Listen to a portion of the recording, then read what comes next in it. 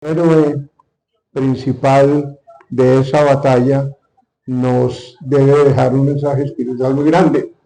Y yo quiero dejarles una tarea, porque es que observo que fuera de las dos niñitas preciosas que nos acaban de dar este mensaje musical tan lindo, todos somos mayores. Todos de alguna forma, cuando pasamos por el colegio, nos enseñaron historia de Colombia. Pero resulta que hace 3 generaciones nos enseñan historia de Colombia en los colegios. Entonces la tarea es que cada uno de nosotros lleguemos esta noche a la casa y a los hijos, a los nietos, a todos los personas menores que nosotros que encontremos, les demos este mensaje. El mensaje de la importancia de la historia. ¿Cuál es la importancia de la historia?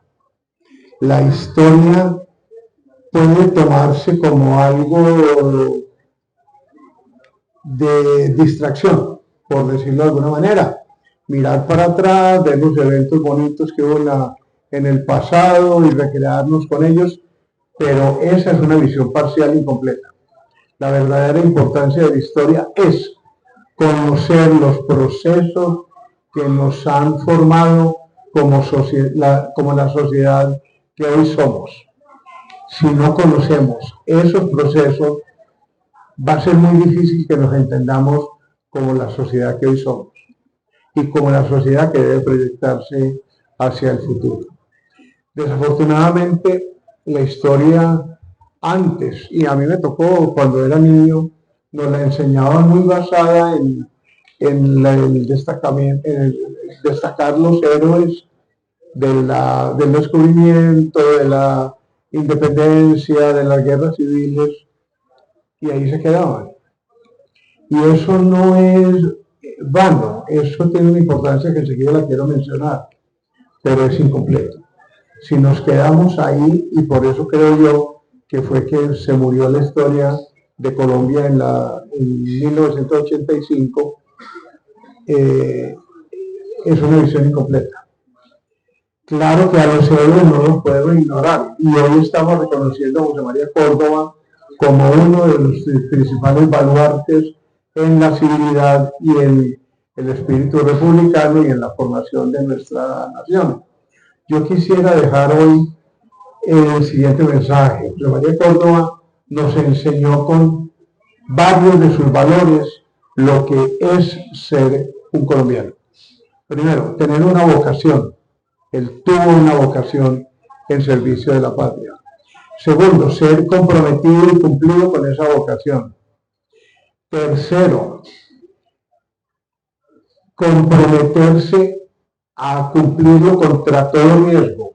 María Córdoba se enfrentaba temerariamente a las batallas y no me explico cómo no resultó herido de más gravedad en todas ellas por la forma temeraria como actuaba.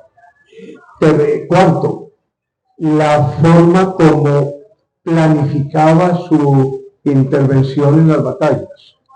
Ese es otro ejemplo grande que nos deja Córdoba para nuestra vida. Y hay una final que es muy importante, que es la lealtad.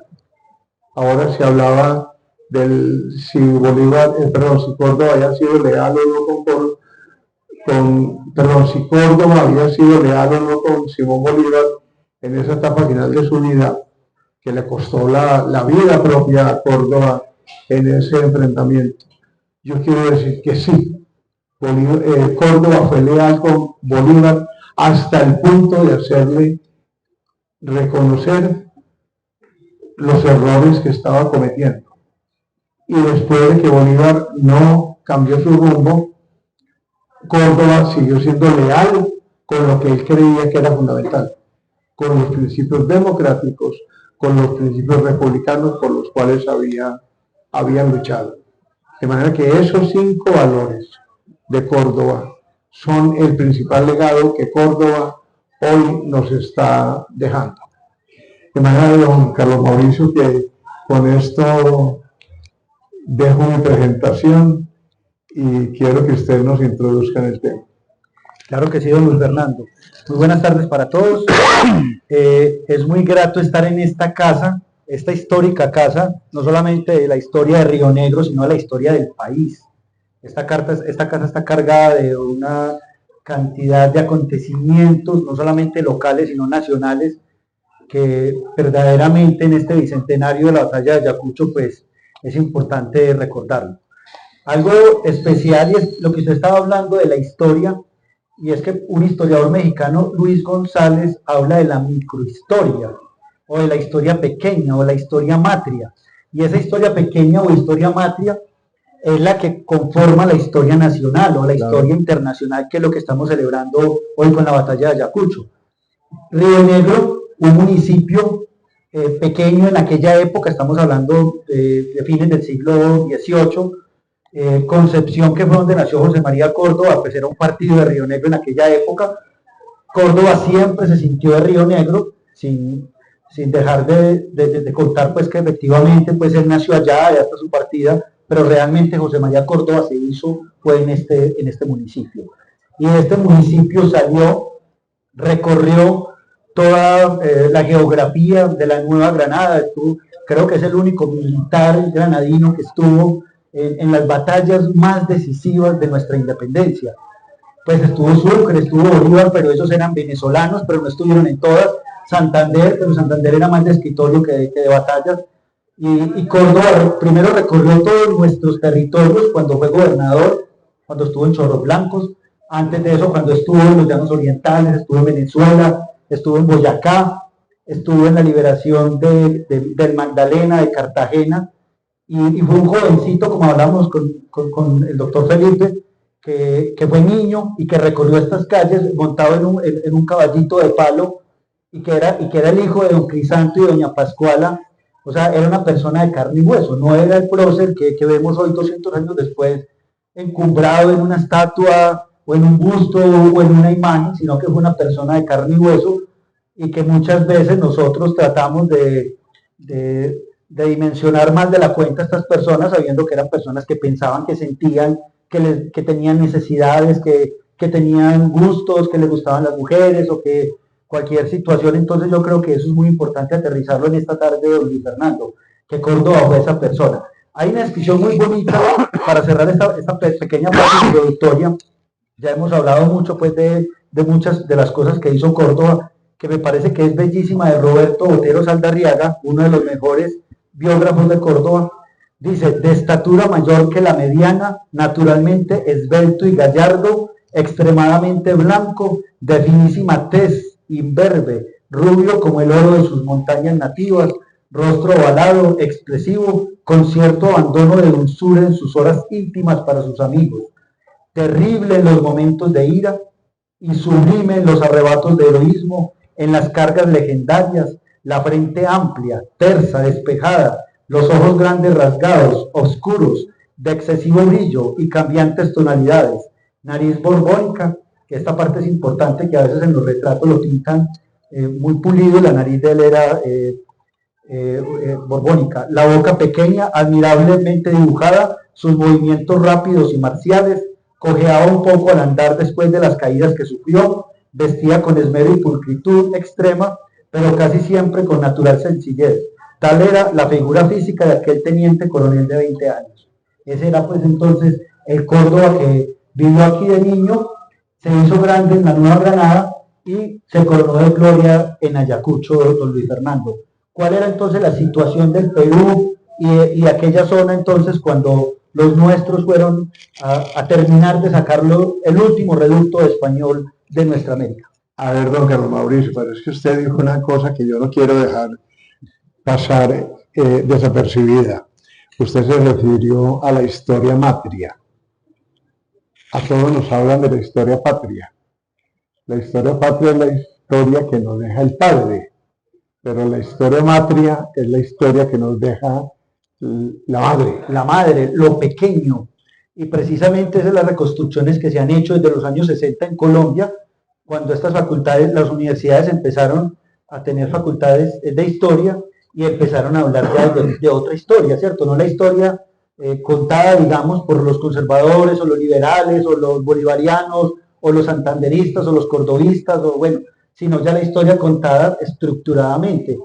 Y esa historia es muy importante porque es que esa historia pequeña es la que hace, digamos, que se forme la historia grande, la historia patria del padre, Claro. ¿cierto? Del patriarcado. Entonces, me parece que era importante contarlo, porque Claro. a veces nosotros somos ajenos a la historia, creemos que eso sucedió, pues Ayacucho está lejos, pero realmente ¿de dónde surgió todo? De acá, de las breñas antioqueñas, al alto del Condorcunca. Claro. No, y yo, y con todo respeto por usted, que lo aprecio mucho, yo no hablaría de historia grande y historia pequeña. Hablaría de dos complementos, dos enfoques de la historia que nos llegan con un contenido diferente. A ver, me pregunta usted por la situación de Perú. Claro, es muy importante. Es muy importante. Bolívar está en el Ecuador, en la capitanía de Quito, después de las batallas de Pichincha y de Bomboná, que liberaron a la actual República del Ecuador con el liderazgo de Sucre y de Córdoba y del mismo Bolívar, observando que todavía queda un reducto importantísimo en el Perú, que si no se, voy a usar una palabra que puede sonar fea, pero la digo con toda convicción, si no se limpia, si no se saca ese reducto español de Perú, América nunca iba a ser independiente. O como lo decía muy bien de Isabel Muñoz hace un rato en el conversatorio anterior, se hubiera demorado y hubiera tenido otras dificultades, él lo tenía muy claro. Pero otro que lo tenía muy claro era José de San Martín. Cuando uno habla con los amigos peruanos y les pregunta quién es el libertador de Perú, ellos dicen José de San Martín. Y tienen razón, digamos, histórica. En 1821, San Martín llega a Perú con las tropas chilenas y argentinas, enfrenta a los españoles, los derrota en unas batallas y establece un gobierno republicano, pero le faltó 5 centavos por peso, no los expulsó. Hubo reductos españoles permanentes en el Perú todo ese tiempo. Y eso llevó a una serie de desórdenes muy confusos que de pronto hoy no los entendemos tan claro, pero que eran muy peligrosos. Porque, digamos, no hubo una estabilidad democrática en el Perú. Colombia después sufriría otras cosas parecidas. O sea, no podemos descalificar Perú como si fuera el único. No, todos los países sufrieron eso. Pero Perú no logró tener constitución, no logró tener un congreso formal, tuvo un congreso informal, tuvo una presidencia inestable, tanto que en la época en que Bolívar empieza a pensar en liberar Perú, había 2 presidentes. Yo tengo mala memoria para los nombres, me puedo equivocar, por aquí los tengo, de pronto déjenme, yo los leo.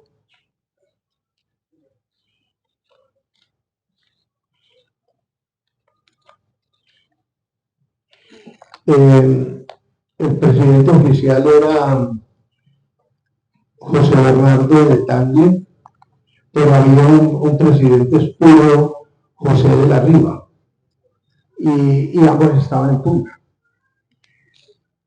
Esa situación daba una condición muy peligrosa para Perú.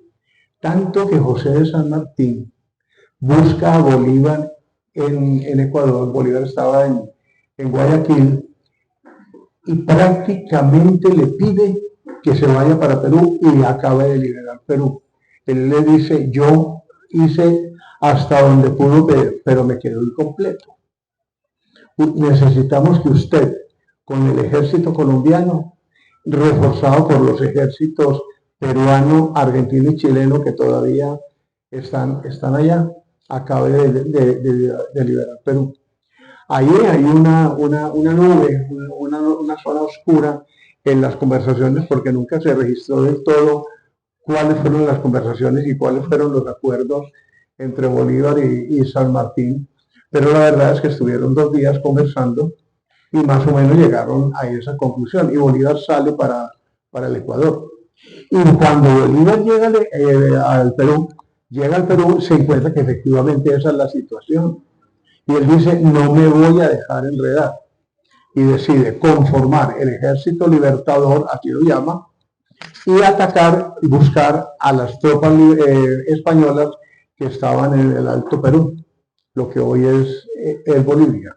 Y ahí viene una serie de batallas de las cuales ahora Carlos Mauricio nos puede hablar con más detalle, que es más conocedor, y esa es la acción que él tiene. Pero él encuentra que esa situación política confusa de Perú, él no se puede dejar enredar en ella. Sí, eso es muy importante. Las dos batallas importantes que hubo entonces en el sur fueron entonces Junín el 6 de agosto de 1824 y Ayacucho el 9 de diciembre de aquel mismo año. En ambas estuvo José María Córdoba y en ambas estuvieron una cantidad de antioqueños y rionegreros. Yo quiero mencionar algunos de esos nombres que conservó la historia. Manuel Ignacio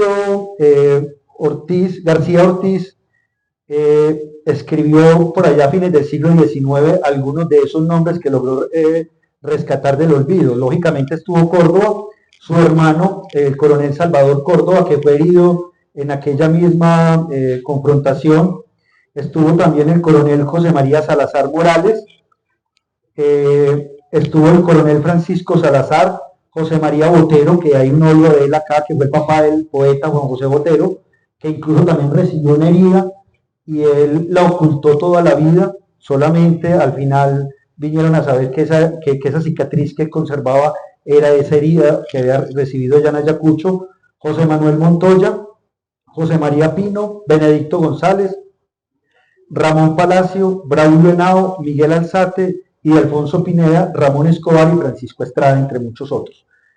En esas confrontaciones que ya se ha hablado largamente en la tarde, hablaron Humberto, doña Gloria, el subdirector del instituto. Fue un trabajo muy concienzudo, de alguna forma, porque todas estas confrontaciones que se dieron entre los españoles y los nuestros, pues realmente quedó cierto aire que se dice que hubo, no hubo, que fue consensuado ese triunfo o no.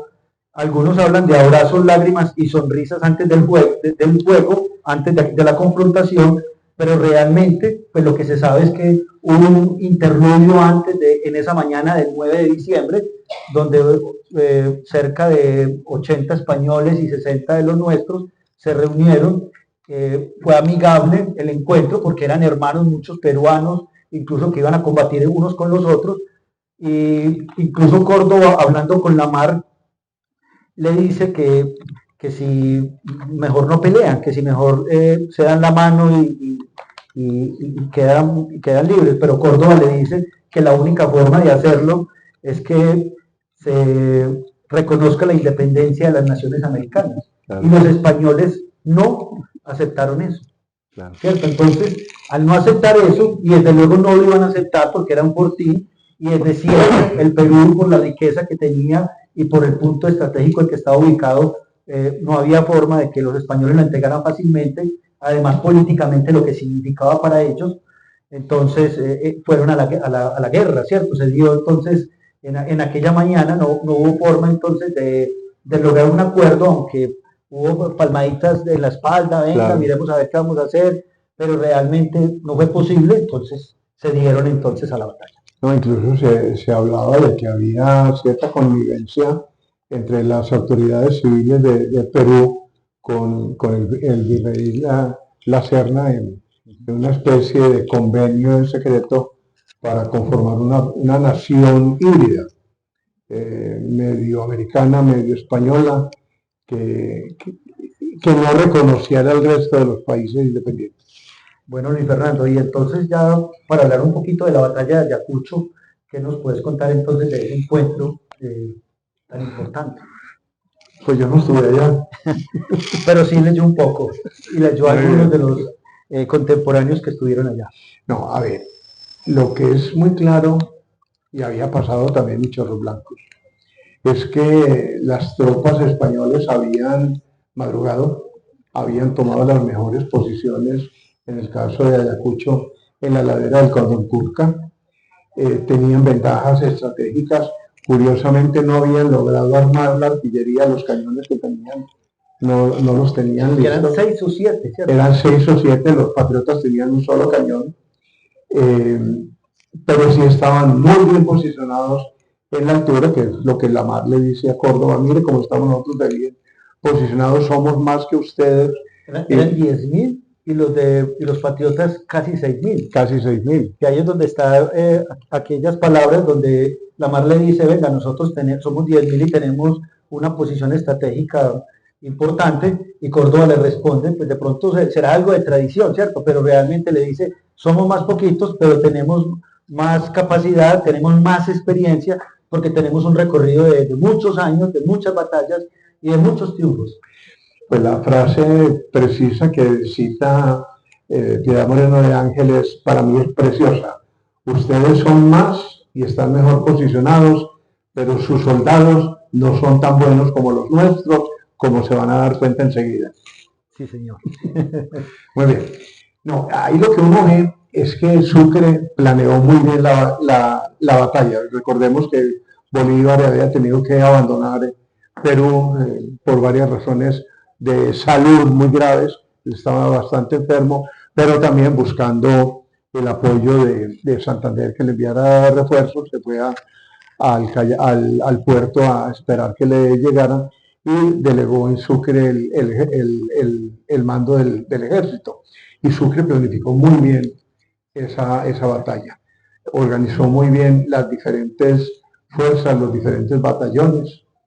Me llama mucho la atención que la división de Córdoba la deja de última en un campo muy estrecho contra un barranco vertical hacia una quebrada, una posición muy difícil. Yo eso no lo he podido entender.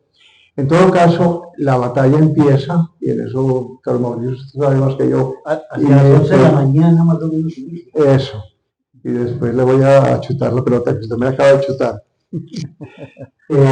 Empieza la batalla y empiezan a desplazarse los diferentes batallones españoles y los respectivos colombianos o libertarios, pero los españoles van ganando. Los españoles están ganando posiciones, están mejorando su posicionamiento en el campo de batalla. Y Córdoba está esperando que le Sucre la orden de intervenir. Espera casi 2 horas. De las 3 que duró la batalla. De las 3 que duró la batalla. Y lo espera con estoicismo.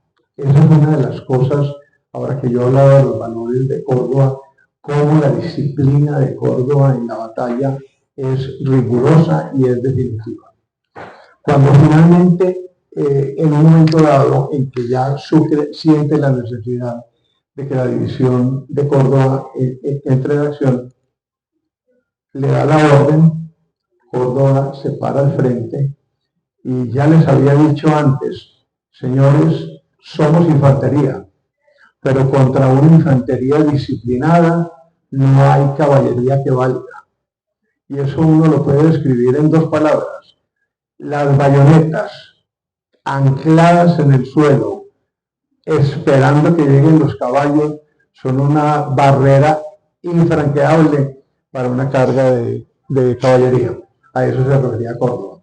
Y lo otro es división, armas a discreción, de frente, paso de vencedores. Ese paso de vencedores nunca se había usado.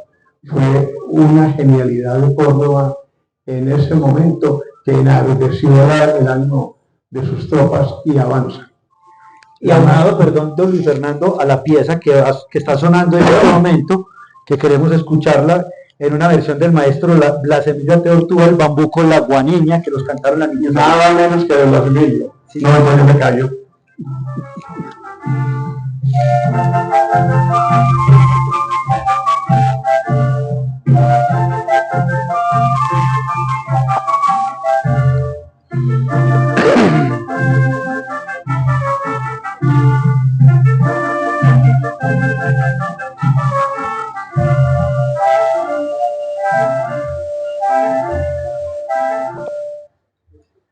Sí, señor. Era entonces la guaneña en una versión del maestro Blas Emilio de Otuá.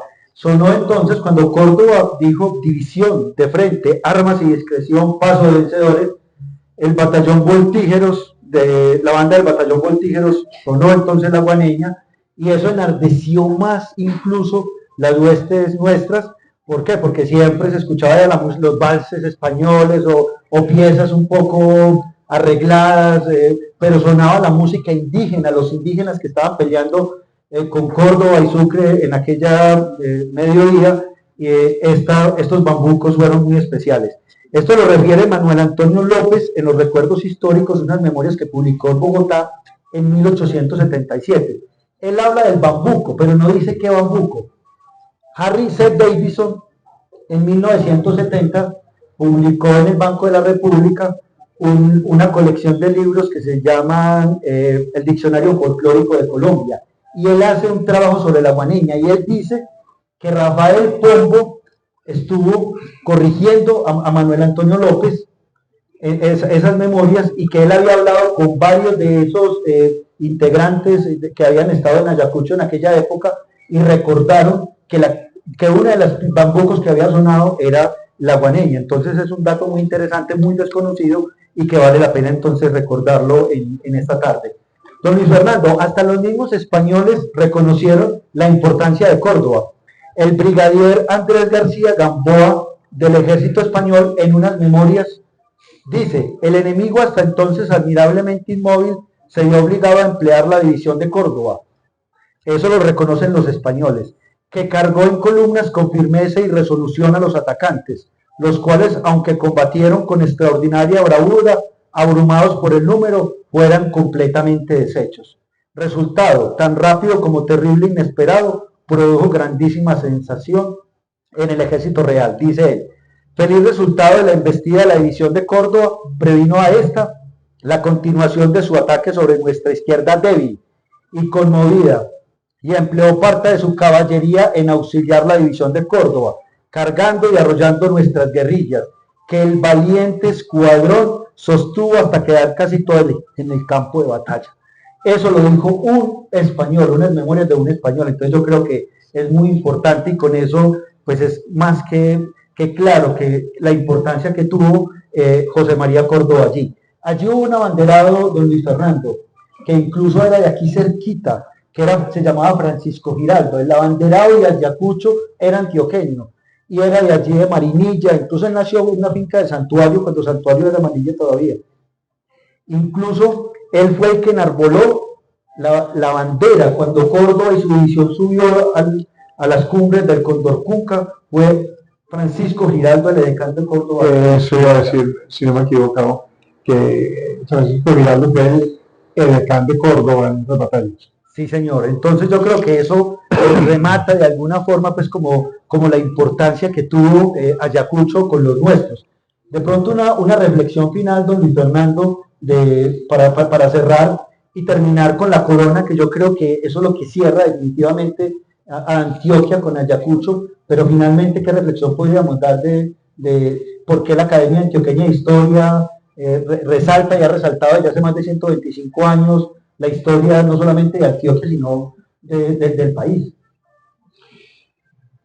A ver, esa corona es otro gesto de nobleza. Usted mencionaba al principio el gesto de nobleza que hubo antes de la batalla de Ayacucho entre los dos comandantes, Córdoba y Lamar, para permitirles a los hermanos, primos, amigos que estaban combatiendo en los dos bandos que se despidieran. Luego, al final hay otro que quiero destacar: la gallardía de los médicos. Hugo Blair era el médico de la Legión Británica, que atendía los soldados del Ejército Libertador. Y que Hugo Blay, perdón, don Luis Fernando, vivió aquí en Antioquia. Eso iba a Estuvo aquí en decir. Río Negro, estuvo en Yarumal y en Medellín. Claro. Él se quedó. Yo siempre he creído que fue un pago que le hizo el gobierno nacional con tierras en Yarumal por sus servicios a la campaña libertadora, cosa que no he podido comprobar, pero lo intuyo. De pronto alguien me podría ayudar con eso.